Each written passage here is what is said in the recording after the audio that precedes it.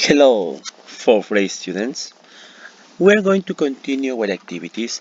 I'm going to do this video to help you because remember that time is uh, just 3 hours, so we need to try to get as much information as I can. So we're going to work this activity by video. Now, in this part, I have speaking activity, moving abroad. This is the page 16. So, Liz is telling Jane what it was like when her family moved to the US. Listen and complete the dialogue. Liz and Jane. So those girls, one is Liz and the other is Jane. So tell me, Liz, how? Now let's see. How what? So you need to complete this conversation with this listening. So just pay attention. Unit 1, Track 12, Speaking. So, tell me, Liz, how did you feel when your mom and dad told you were moving here? Well, I was 14 at the time and didn't like it at all. Leaving my family, grandma and grandpa especially, and friends behind was tough. I can imagine. How about school? I used to go to a very small school in Melbourne and here, oh gosh, so many students in a massive building. I felt completely lost at first. So it was good when I came up to you and started a conversation. Yeah, that was great. You made me feel at home. When I first saw you, I thought, she looks nice. Well, the language helped too, as you are from Australia. It sure did. Change can be scary for some people who speak other languages or have a very different culture, lifestyle. I bet. No. But if we see the positive side, moving can make you more adaptable, stronger, and independent. Quite true. Okay, now let's see. You listen to the audio. Now it's time for completing the activity. So tell me, Liz, how? So here, what's a possible answer? Yes, how did? No? Let me see. Okay, how did you? How did you exactly? How did you feel? How do you feel when your mom and dad told you you were moving here? Well, I was 14 at the time, and and exactly didn't like. Didn't. Excuse me. Didn't like. Didn't like it at all. Leaving my family, grandma and grandpa especially, and my friends behind. Exactly what thought. I can imagine how about school. I, aha, exactly. Used I used to go, okay? I used to go to very small school in Melbourne. Here, oh gosh, so many students in a massive building. I felt completely lost at first. So it was good when I exactly when I came came up, okay? When I came up to you and started a conversation. Yeah, that was great. You made me. You made me feel at home. Let's continue. Excuse me. Okay, much better. Let's continue. When I first saw you, I thought she looks nice. Well, the language. Aha, the language helped. Excuse me. The language. Uh helped. The language helped too. as you are from Australia. It's surely, uh-huh, it's surely, what is it? It surely did.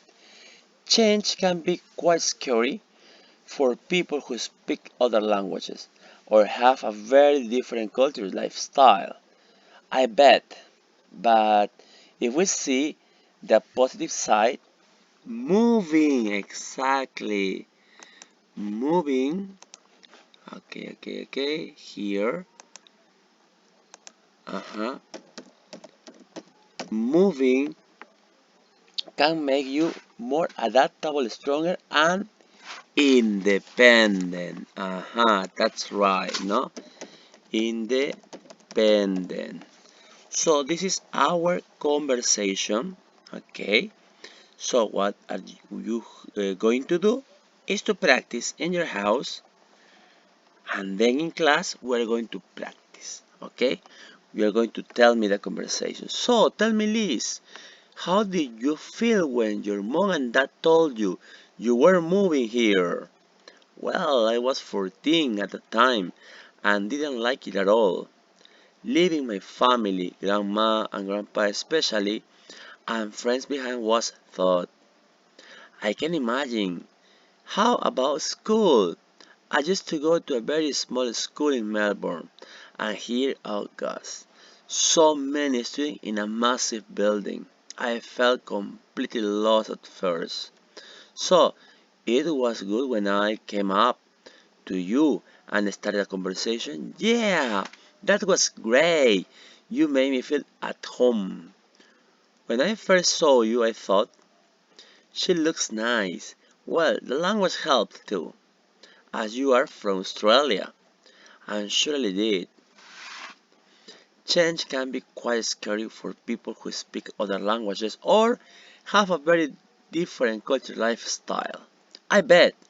But if you see the positive sides, moving can make you more adaptable, stronger, and independent. Okay? Also, here we have functional language, talking about lifestyles. No? How did you feel when, for example, how did you feel when you saw your teacher? I feel great. I feel sad. I feel nervous. No, it was at first. It was good at the first time. No, I didn't like it. Uh-uh. Or I used or I didn't use to understand English. Now I can understand. It's an example. Or I used to write everything on my notebook. Now I write it on my laptop. No, could be functional language like this. Okay. Now remember, in here I have a speaking task. Write a dialogue between you and a person who has moved to a foreign country. And here are some steps. So it's like this. No, this conversation is going to be our model. Okay, so be careful. Now let's continue on page 17. On page 17 you can see Namaste America. So, and I can see people, no? I can see people, passport, flags also. The American state flags and the Indian flags. Okay? So listen, it says Namaste. People from many corners of the world have always wanted to live in the American dream, in the land of prosperity, and for the Asian Indian population it was not different. The first wave of immigration between 900 and 1920 consisted of young males, Sikhs who married Mexican women and create the so-called Mexican Hindu culture. The second wave happened between 1965 and 1990. At that time, Those immigrants own small business such as restaurants, travel agencies, or motels. Mister, what's motels? Okay, motels are like hotels, but not very big. Okay. The third wave came in the early 21st century. Those who had technology-based skills, degrees, and professional talents were allowed in Uncle Sam's land. At some point around 2000, the size of the Asian Indian population in the US exceeded 1 million. Nowadays, they are a diverse group. They come from different parts of India and other countries as well such as England, Tanzania, Guyana, and Trinidad. They follow different religions including Hinduism, Sikhism, and Christianity. Many of them are skilled professionals working in science, technology, engineering, and math fields, are fluent in English and used to Western culture. In fact, they are wealthy people and the most highly educated immigrants in the US. Okay, this is our reading. Now, you can continue reading in your house and try to get new vocabulary if that is necessary. Now, here I have ABC, three questions. Number one, or letter A. When did the first Asian Indian arrive in the US? Who were they? In what moment? No? In what moment? The date. Now, letter B. What did the immigrants who arrived between 1965 and 1990 do in America? They do something special, no? What did they do? Letter C. Who was allowed into the US during the early 24th century? Okay, those three questions need to be answered. So, this is your opportunity to get ready for the class. You can read carefully this weekend, and then in our next class, you can answer those questions. Okay? In number 2 says check the information provided in the text about Asian Indians in the USA today. For example, most of them come from small cities in India. They follow different religions. They speak English very well. They are poor people and do not come from a highly educated background. Many of them work in science, technology, engineering, and math fields. So, check the information provided in the text here about Asian Indians in the US. So, check the correct one. And finally, is immigration a reality in your country?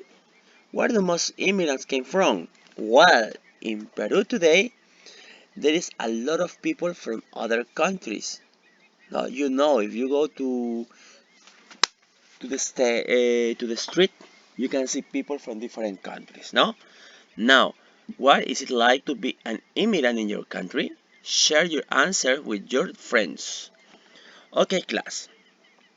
Now I see you see page 16 carefully. No, we did the activity. So practice this activity. We are going to practice in our classes and also get ready for the answers about this text. Okay, get ready. Okay, class, it's been a pleasure to do this video for you. Thank you so much.